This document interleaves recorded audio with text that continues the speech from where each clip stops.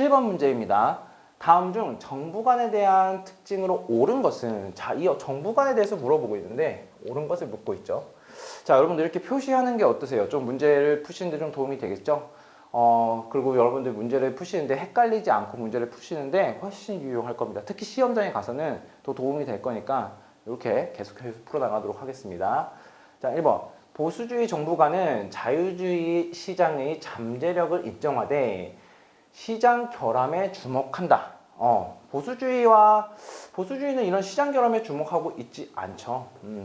자, 제3의 길은 보수주의 정부가 진보주의 정책을 어떻게 실현할 것인가에 대한 고민의 산물이다. 네, 이것도 말하시는 내용이 아닙니다. 자, 3번. 보수주의 정부가는 소득부, 기타 경제적 결과의 평등을 경시하였다. 맞습니다. 보수주의는 어떤 이러한 결과의 평등을 경시하고 있죠. 자, 4번. 진보주의 정부가는 시장 지향 정책, 경제적 규제 완화를 선호한다. 이것도 맞는 내용이 아닙니다.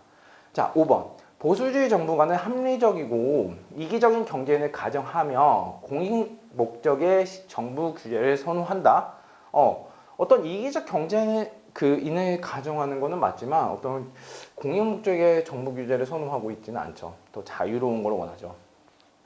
그래서 답은 3번이 될 거고, 어떤 이 보수주의 정부관에서 여러분들이 좀 기억해야 되는 거는 어떤 이런 자유시장, 그 다음에 최소한의 정부, 이런 것들, 그 다음에 이런 결과의 평등을 좀 경시하고 시장 지향 정책을 갖고 있다. 이런 것들을 여러분들 좀 기억하시면 될 것 같습니다.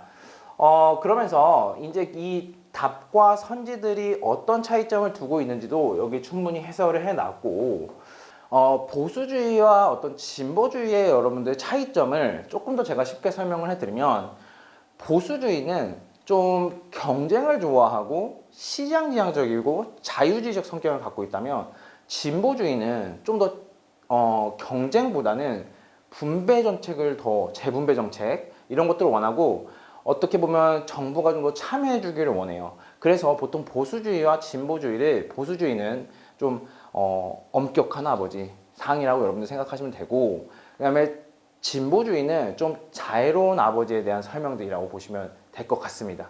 그래서 여러분들 문제를 푸실 때 좀 더 시장 지향적인 냄새가 난다, 좀 더 자유주의에 대한 냄새가 난다, 이러면 보수주의를 선택하시면 될 거고, 그다음에 진보주의 같은 경우는 좀 더 정부에서 뭔가를 더 이렇게 분배해 주려고 그러고, 그 다음에 이제 좀 시장에 대해서 조금의 어떤 불신이라든지 뭐 이런 것들 좀 갖고 있는 냄새가 좀 나고, 그 다음에 어떤 과정에 대한 어떤 평등을 원하면은 보수주의고, 결과의 어떤 평등을 원하면 진보주의다. 이러한 개념을 여러분들이 스펙트럼을 갖고 문제를 풀어 나가시면 어떤 응용 문제가 나와도 여러분들이 충분히 푸실 수 있습니다.